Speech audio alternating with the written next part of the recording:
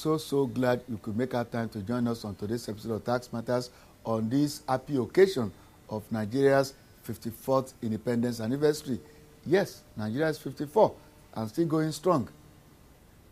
One governor in one of the states once said that he would rather be a part of a big, strong and united Nigeria than a small entity. I share his view. We enjoin all Nigerians to vote for a united Nigeria in all their actions, in all their behavior, in everything that they do. Let's take a cue from Scotland. I would rather be a part of a united Nigeria. I will always vote for a united Nigeria because, like they say, united we stand, divided we fall. Last episode, we brought you excerpts from an interview conducted with Mr. Olufemi Faniyi, the Director, Government Business Tax Department at the Federal Inland Revenue Service. Mr. Faniyi was talking about the activities of his department, which has offices in all the states of the country. We promised to bring you the concluding part today, and that promise we are keeping. In the closing remarks on that first installment, Mr. Faniyi was speaking about the need for taxpayers to insist on e-ticket, electronic ticket, from the receiving bank when they pay taxes into the banks or through the banks. The next stage after e-ticket is to ask the Federal Inland Revenue Service for withholding tax credit notes.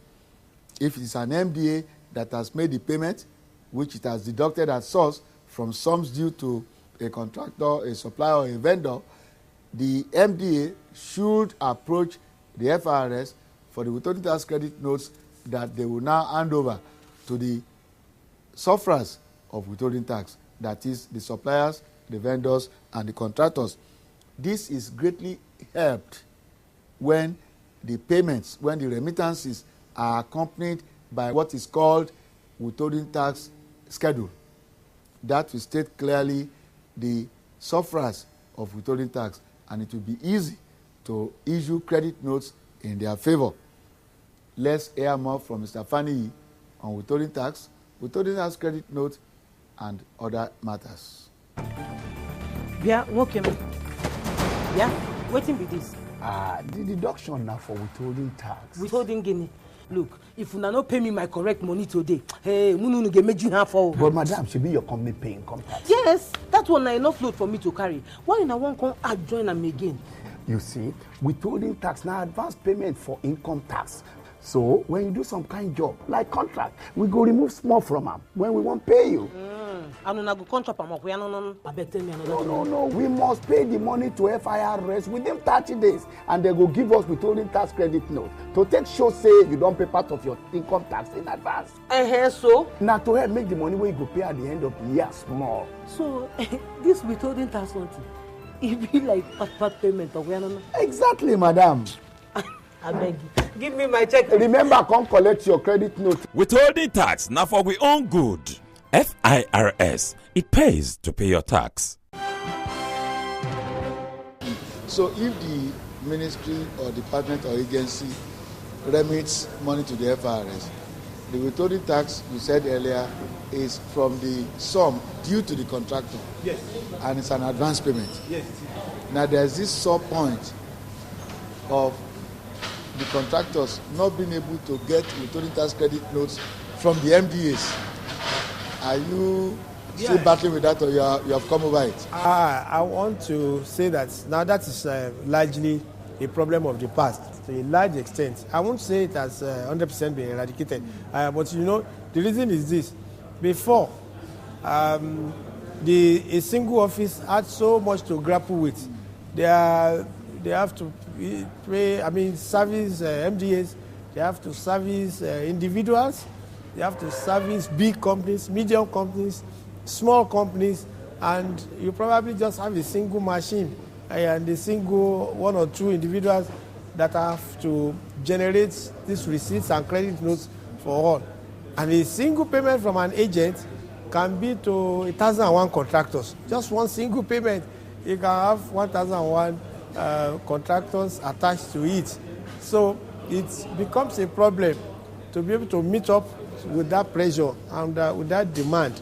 But now that our offices have been segregated. We have different compartments. We now have a limited number that each department and each office is handling.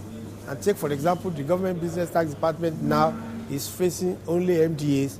We don't have companies of any form with us. And we have our machines, we have our technology installed, we have expanded. And then we have our focus. We have our focus. And it will be difficult for us to say that we can't service them, unlike how it used to be in the past. So these days, you see us promptly delivering on time. Okay. Where do I go from withholding tax credit note? To the ministry that gave me the contract?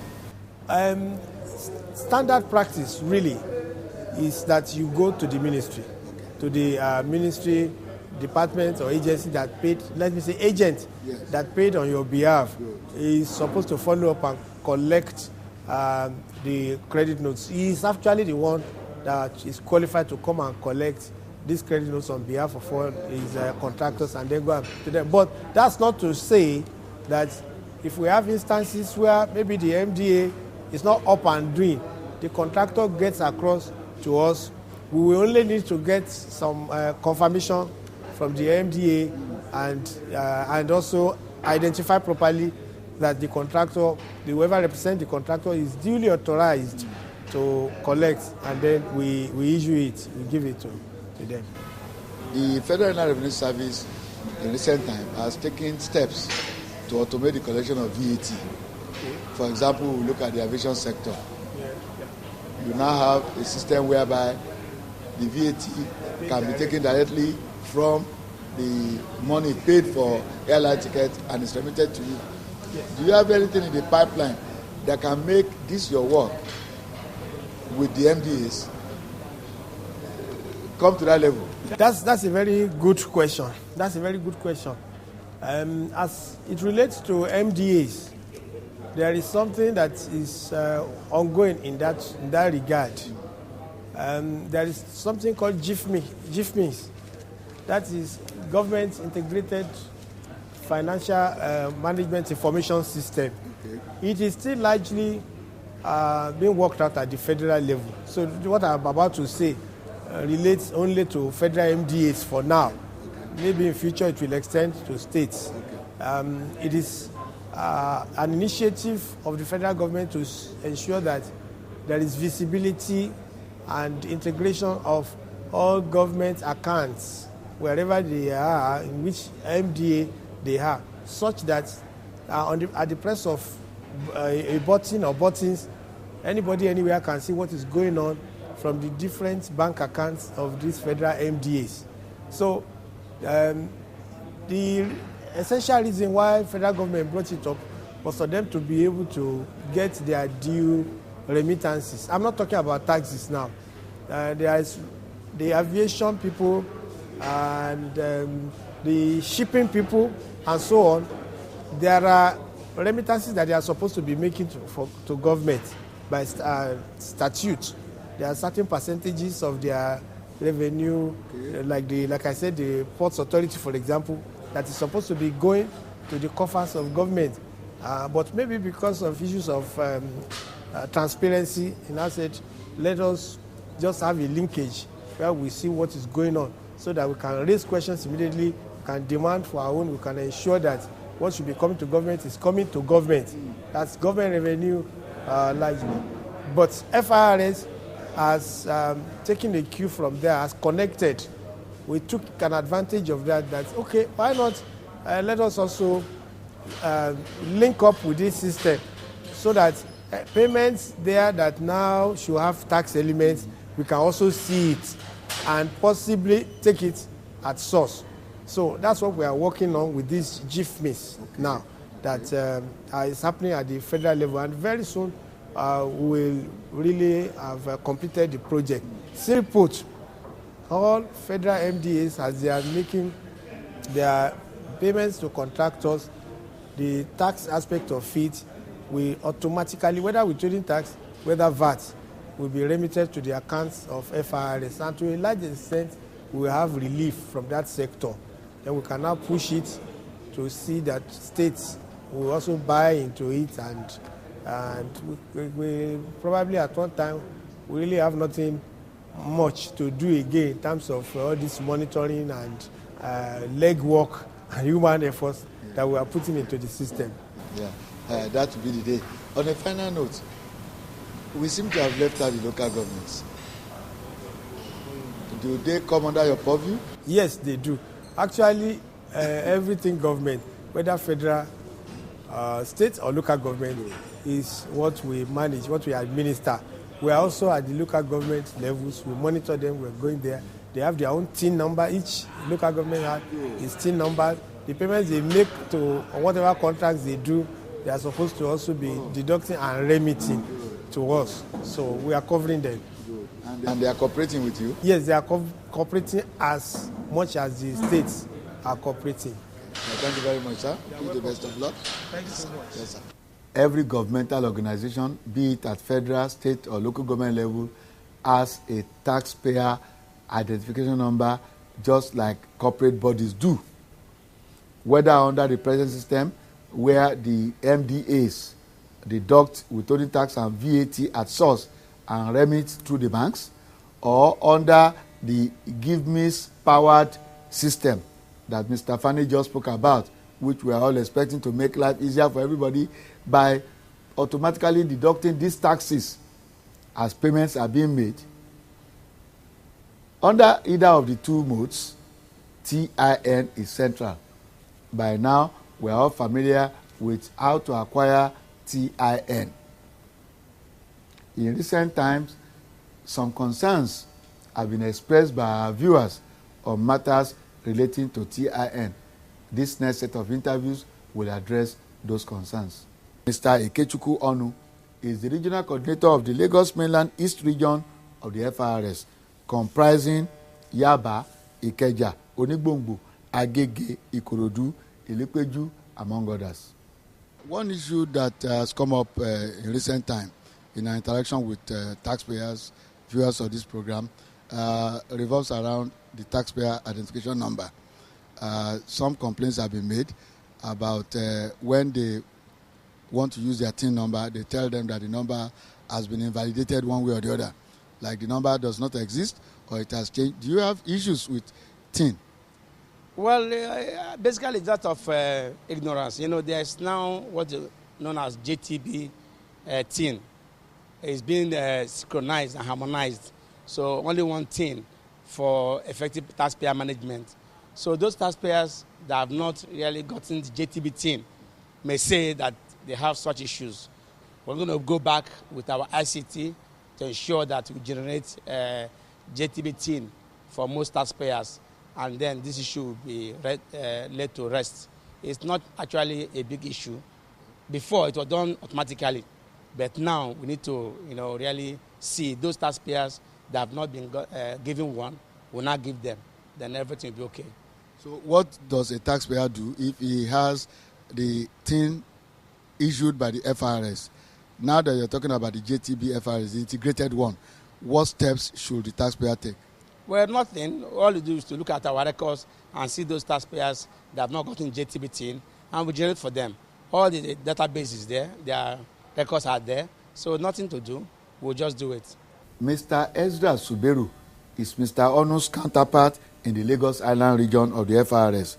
He oversees 6 micro and small tax offices: Ikoyi, Aja, Bar Beach, Victoria Island, New Broad Street, and Onikan. Mr. Zuberu also provides a perspective on TIN in his interview. The issues that we have surrounding TIN may not be that the number has gotten missing, because once a taxpayer has been identified and a TIN has been issued to the taxpayer, it remains in the system. The only thing you might find is a situation where a taxpayer is registered and his TIN is generated in a particular tax office, and then maybe it has moved to another office. Either it could be on request, or some other times it is being transferred or redirected, without the taxpayer being properly communicated. Because some other times when you discover that the business address of a company that is registered, for instance, in Ikoyi, and the company is operating in Ikeja, it's only reasonable to move or redirect the tax identification number of that taxpayer to the appropriate office. It's not really that the tax identification number is missing. Then the other aspect you're talking about in respect of maybe having cheating, it's not possible for a company to have cheating. You may only find maybe, a company having duplication of TIN. And sometimes the duplication of TIN could arise is in the process of registration. Because if the fields that are, or the basic information that are needed, if there's a little alteration, even with a dot, the system will accept it. But if there's no alteration, the system will indicate that this company already has an existing TIN. We move on to the Lagos Mainland West, where Mr. Niyo Rebajo presides over 7 micro and small tax offices: Apapa, Orile, Festac, Alaba, Isolo, Surulere, and Aguda. Mr. Rebajo will be speaking on tax clearance certificate.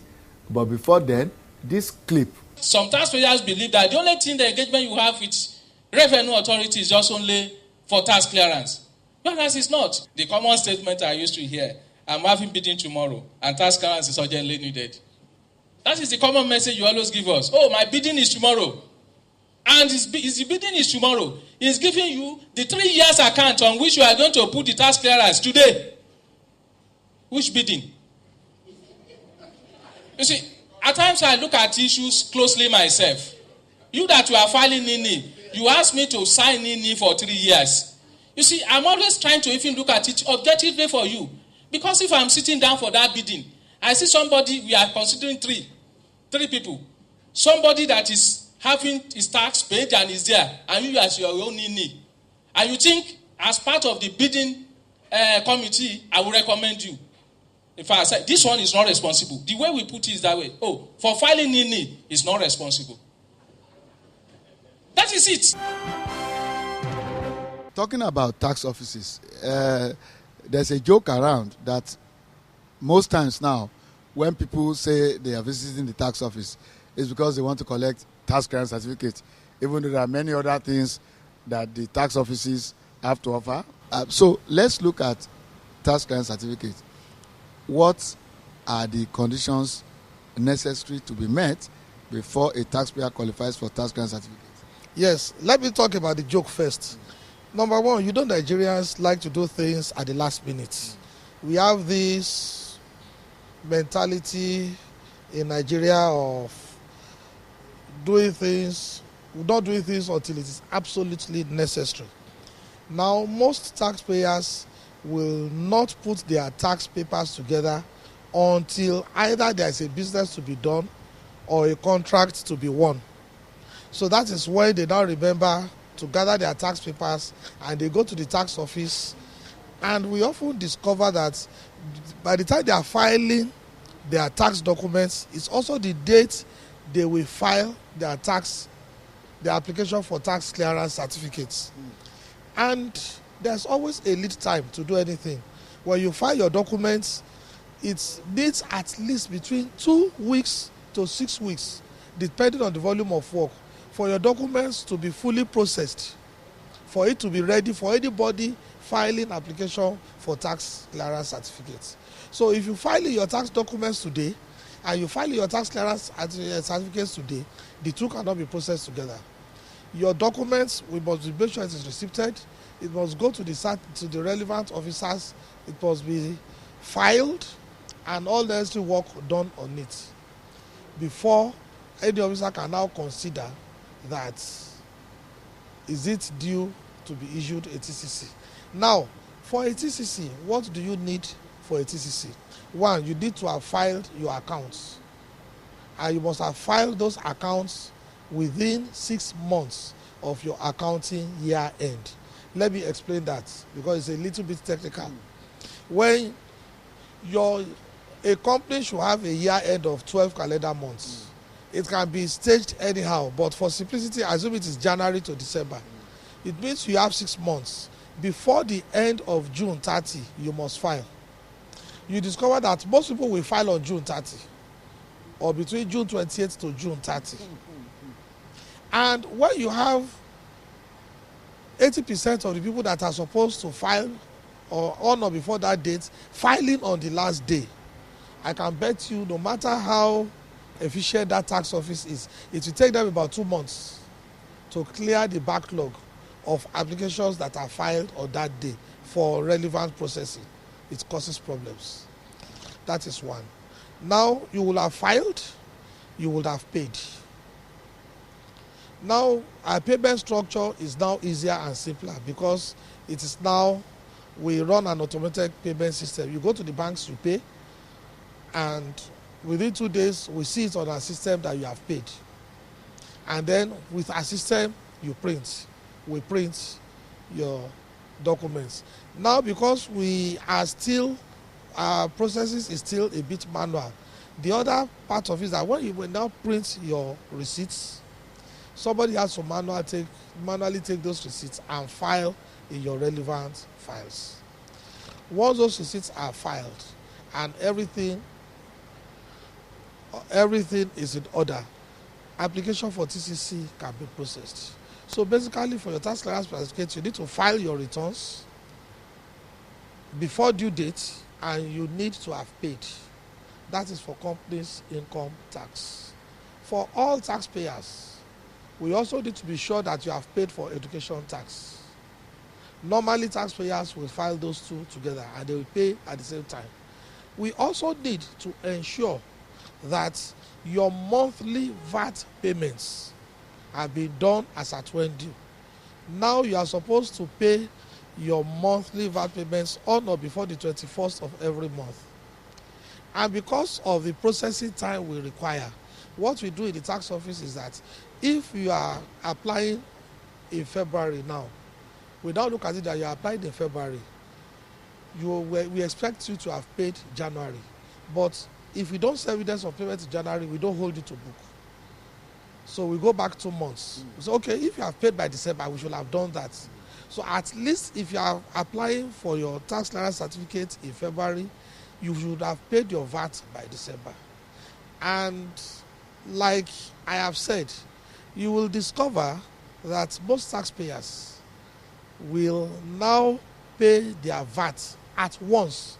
They will pay 12 months at once when they are applying.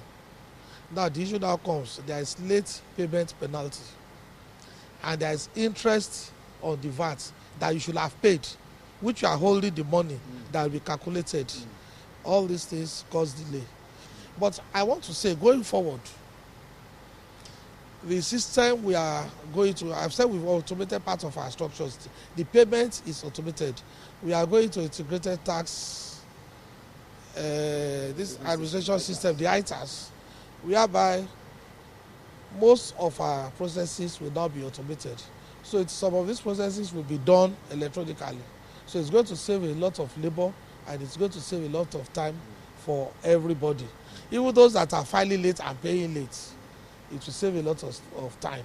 And going forward, I see FRS in the situation where you sit in your office and you download your tax clearance certificate without coming to the tax office physically, even though you might have visited us electronically.